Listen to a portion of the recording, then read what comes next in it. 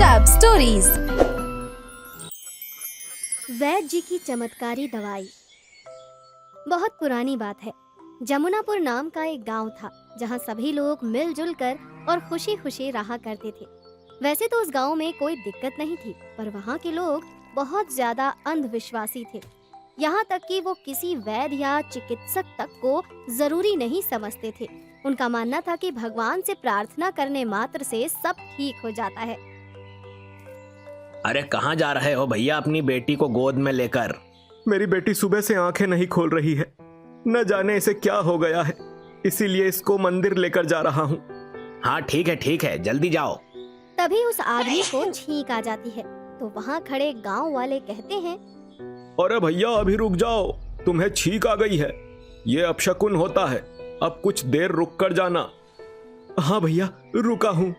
वो आदमी कुछ देर अपनी बेटी को गोद में लिए वहीं खड़ा रहता है और उसके बाद भागता हुआ मंदिर पहुंचता है। हे भगवान, मेरी बेटी को न जाने क्या हो गया है, इसे जल्दी से ठीक कर दो ना। ये लो बच्चा प्रसाद, तुम खुद भी खाओ और अपनी बच्ची को भी खिलाओ। भगवान ने चाहा तो सब ठीक हो जाएगा। वो आदमी प्रसाद लेकर खाने लगता है और अपनी बेटी को भी खिलाने की कोशिश करता है, पर तभी वो देखता है कि उसकी बेटी की सांसें रुक चुकी हैं और वो मर चुकी है। वो आदमी मंदिर से रोता हुआ निकलता है और वहीं बाहर मंदिर की सीढ़ियों पर बैठ जाता है। उसके आसपास भीड़ लग जाती है। क्या हुआ भैया? मेरी बेटी मर गई, भगवान ने मेरी बच्ची मुझसे छीन ली। अरे ऐसा ना बोलो, जिसका समय आ जाता है उसको तो जाना ही पड़ता है। ये सब एक मोहन नाम का जमींदार देख रहा था। वो उन लोगों के पास आता है और कहता है, मुझे बहुत दुख है कि तुम्हारी बेटी का देहांत हो गया है, पर मंदिर जाने से किसी का इलाज नहीं होता। इलाज कराने के लिए किसी वैद्य या चिकित्सक के पास जाना होता है, जो कि हमारे गांव में है ही नहीं। बकवास मत करो, हमारे बड़े बूढ़ों ने कभी दवाई नहीं खाई। उनके जमाने में भी कोई वैद्य या चिकित्सक नहीं था, पर वो तो स्वस्थ जीवन जीते थे। पता है क्यों? क्योंकि वो भगवान की भक्ति करते थे। आज के जमाने में लोगों ने भगवान को प्रसन्न करना ही छोड़ दिया है, तो और क्या ही होगा भला। तुम लोगों की बुद्धि जरा भी काम करती है या नहीं? कैसी बातें कर रहे हो? भगवान की भक्ति बहुत अच्छी बात है, मगर इतना अंधविश्वास भी अच्छा नहीं है। और अगर प्रार्थना से ही सब होता है तो तुम लोग खाना क्यों खाते हो? केवल प्रार्थना कर लो, भगवान तुम्हारा पेट यूं ही भर देगा। मोहन बहुत सी तार्किक बातें करके उनको समझाने की कोशिश करता है, पर गांव वाले कुछ भी सुनने को तैयार नहीं होते। लोग उस आदमी की बेटी का अंतिम संस्कार करवाते हैं और घर चले जाते हैं। उस पूरे गांव में केवल मोहन ही एक ऐसा इंसान था जो चाहता था कि गांव में कोई वैद्य आए, क्योंकि वो अपने सामने कई लोगों को अपनी जान गंवाते देख चुका था। गांव वाले कुछ भी कहें, मैं ये सब ऐसे नहीं चलने दूंगा। मैं पड़ोस के गांव से एक वैद्य जी को बुलाकर जरूर लाऊंगा, नहीं तो हमारा ये गांव बर्बाद हो जाएगा। मोहन पड़ोस के गांव में जाता है और एक जाने माने वैद्य जी को बुलाकर लाता है, पर उन वैद्य जी को देखकर सबका गुस्सा 7वें आसमान पर पहुंच जाता है। मोहन, ये तुमने क्या किया? तुम एक वैद्य को हमारे गांव में ले आए। हमारे भगवान तुम्हारे इस काम से बहुत ज्यादा क्रोधित हो जाएंगे। तभी वहाँ गांव का एक जाना माना दूसरा जमींदार भी आ जाता है, जिसका नाम राजन होता है।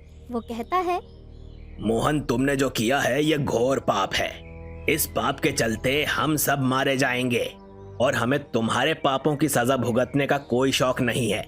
इस वैद्य को यहाँ से फौरन ले जाओ, वरना हम तुम्हें इस गांव से निकाल देंगे। राजन, मुझे तुमसे ये उम्मीद नहीं थी। तुम तो एक पढ़े लिखे इंसान हो और ऐसी बातें कर रहे हो। तुम कहना क्या चाहते हो मोहन, कि बाकी हम सब लोग अनपढ़ और जाहिल हैं, हमारे अंदर दिमाग नहीं है? नहीं, मेरा वो मतलब नहीं था। तो और क्या मतलब था मोहन?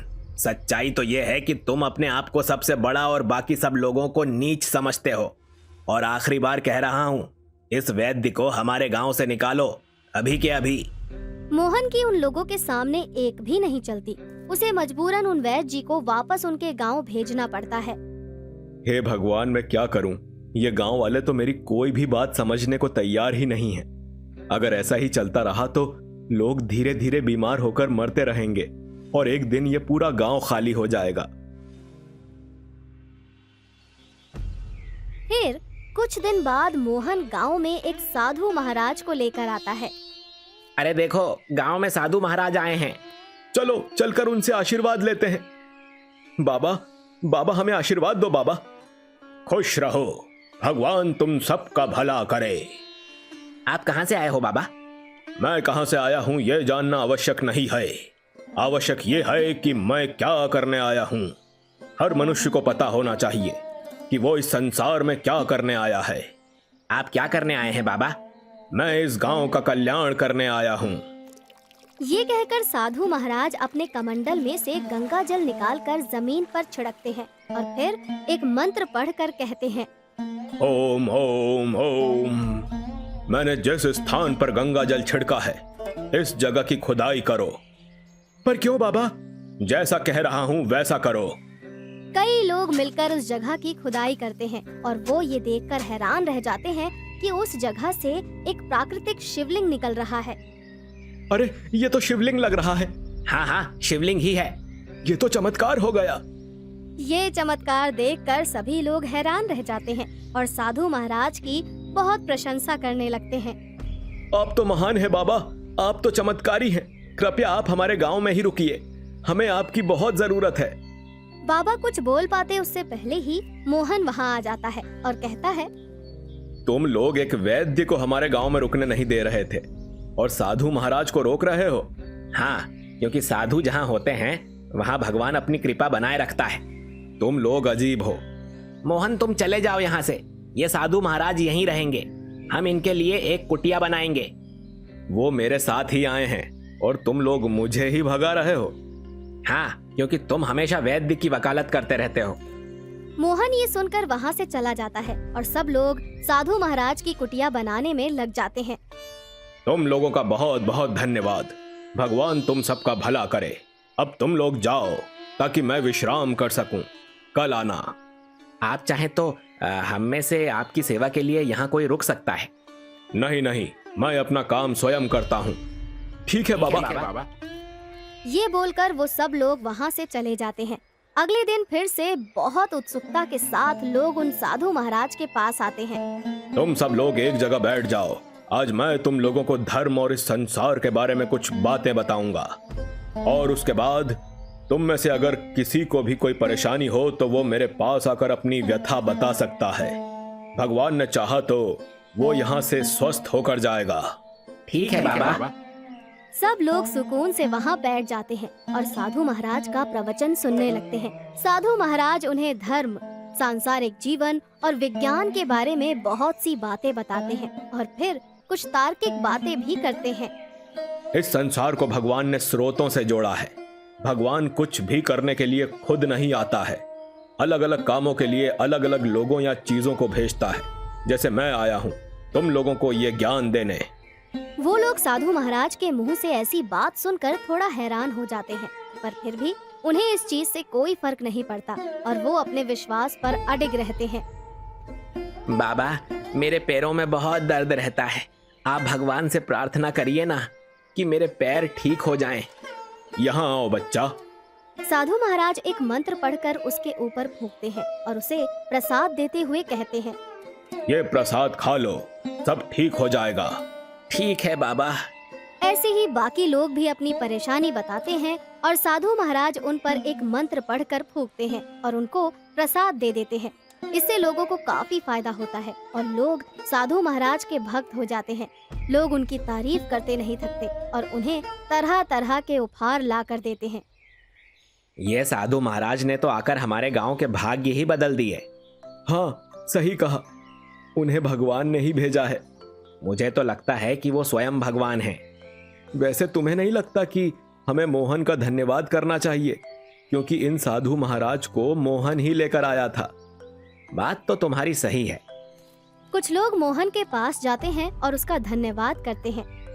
मोहन भाई, तुम्हारा बहुत बहुत धन्यवाद कि तुम साधु महाराज को हमारे गांव में लेकर आए। उनके आने से हमारे गांव की बहुत सी मुसीबतें दूर हो गई हैं। पर ये साधु महाराज तुम्हें मिले कहाँ? मैं तो एक जमीन का सौदा करके लौट रहा था तो रास्ते में ये साधु महाराज मुझे मिल गए। ये हमारे गांव ही आ रहे थे। मैंने तो बस इनको रास्ता बताया। तुमने बहुत अच्छा काम किया मोहन। उस दिन के बाद से गांव भर में साधु महाराज के साथ साथ मोहन की भी वाहवाही होने लगती है। सब लोग मोहन का धन्यवाद करते हैं, पर ये सब देखकर राजन को उससे जलन होने लगती है। ये सब लोग पागल हो गए हैं क्या, जो मोहन का धन्यवाद कर रहे हैं? मैं साधु महाराज को ही यहाँ से भगा दूंगा। न रहेंगे बाबा, न होगी मोहन की तारीफ। वो साधु महाराज को मुसीबत में डालने के लिए अपने कालू नाम के एक नौकर को जबरदस्ती सांप से कटवा देता है, और जब वो बेहोश हो जाता है तो उसे साधु महाराज के पास ले जाकर कहता है, बाबा, मेरे नौकर को बचा लो, इसे सांप ने काट लिया है, कुछ करो नहीं तो यह मर जाएगा। लाओ, इसे मेरी कुटिया में लेटा दो, तुम यहीं प्रतीक्षा करो। राजन कालू को कुटिया में लेटा देता है और साधु महाराज जंगल चले जाते हैं। राजन उनका पीछा करता है। वो देखता है कि साधु महाराज के बाल नकली हैं और वो असल में कोई साधु नहीं बल्कि वही वैद्य जी हैं जिन्हें मोहन लेकर आया था। राजन वापस आकर सारे गांव वालों को ये बता देता है, जब तक वैद्य जी कालू को जड़ी बूटी भी खिला देते हैं। ये कोई साधु नहीं बल्कि वैद्य है जिसे मोहन लेकर आया था, और इसने मेरे नौकर को जाने कैसी दवाई दी है कि वो मर गया। मैं इसके पास लेकर आया कि ये उसे बचाएगा, पर उल्टा उसने उसकी जान ले ली। इस वैद्य ने हमारे भोलेपन और आस्था का फायदा उठाया है। ये माफी के लायक नहीं है, इसे मारो। सब लोग वैद्य जी को मारने के लिए जैसे ही आगे बढ़ते हैं, तभी कालू कुटिया से लंगड़ाता हुआ निकल कर आता है और उन लोगों से कहता है, पिटाई के हकदार वैद्य जी नहीं, ये राजन है। मैं इसका नौकर हूँ, पर इसने मुझे खुद सांप से कटवाया और यहाँ मरने के लिए छोड़ दिया, सिर्फ इसीलिए ताकि ये वैद्य जी को इस गांव से निकाल सके, क्योंकि ये मोहन से जलता है। ये उसकी जरा सी भी प्रशंसा नहीं सुन सकता। और हाँ, वैद्य जी आज तक साधु बनकर हमारे बीच रह रहे थे, पर वो सिर्फ इसीलिए ताकि हमारे गांव का भला कर सकें। हमने मोहन को इतना बुरा भला कहा, पर वो फिर भी वैद्य जी को लेकर आया, क्योंकि वो और किसी को बीमारी से मरते नहीं देखना चाहता था। ये सब सुनकर राजन समेत सभी गांव वालों की नजरें नीची हो जाती हैं। वो बहुत शर्मिंदगी महसूस कर रहे होते हैं। मोहन उन्हीं लोगों की भीड़ में मौजूद होता है। वो आगे आकर कहता है, आप लोग शर्मिंदगी महसूस मत करो, बस इतना समझ लो कि वैद्य या चिकित्सक हमारे लिए बहुत आवश्यक है। भगवान भौतिक रूप से हर जगह नहीं आ सकता, इसीलिए तो उसने ऐसे लोग बनाए हैं जो हमारी सही समय पर सहायता कर सकें। अंधविश्वास छोड़ दो और सत्य को समझो। मुझे माफ कर दो मोहन, मैं तुम्हें नीचा दिखाने के चक्कर में खुद कब इतना नीचे गिर गया मुझे पता ही नहीं चला। ठोकर सबको लगती है, गिरते भी सब हैं, पर जो फिर भी खड़ा हो जाता है वही सच्चा मनुष्य है। जमुनापुर गांव के लोग अब समझ चुके थे कि भगवान की भक्ति के साथ साथ अपने मस्तिष्क और तर्क का प्रयोग करना कितना जरूरी है। वो लोग उस कुटिया को एक चिकित्सालय का रूप दे देते हैं और वैद्य जी के रहने के लिए एक छोटा सा घर बना देते हैं। तो दोस्तों, हमें इस कहानी से ये सीख मिलती है कि हमें विश्वास करना चाहिए, पर अंधविश्वास नहीं, और साथ ही अपने दिमाग से काम लेना चाहिए। कहानी अच्छी लगी है तो इस वीडियो को लाइक और शेयर कीजिए और कमेंट करके भी बताइए कि आपको ये कहानी कैसी लगी। मिलते हैं आपसे अगले वीडियो में। धन्यवाद।